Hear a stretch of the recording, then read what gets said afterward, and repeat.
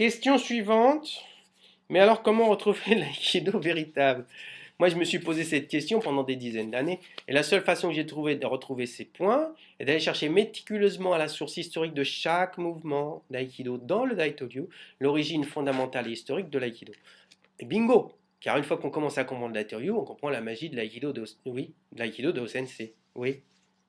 Quelle est donc la cause de cette perte des repères de l'aïkido moderne? Tu me gâtes là. C'est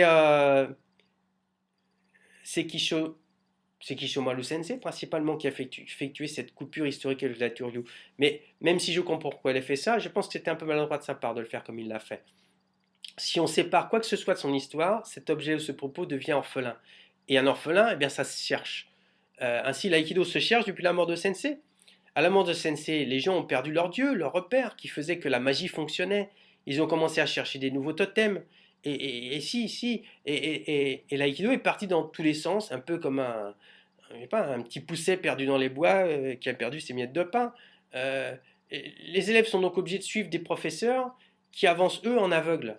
Tamura Sensei, dans une interview très importante à mes yeux, je crois que ça s'appelait l'aigle de l'aïkido, a parlé de ça autrefois. C'était à la fois très lucide et très courageux de sa part.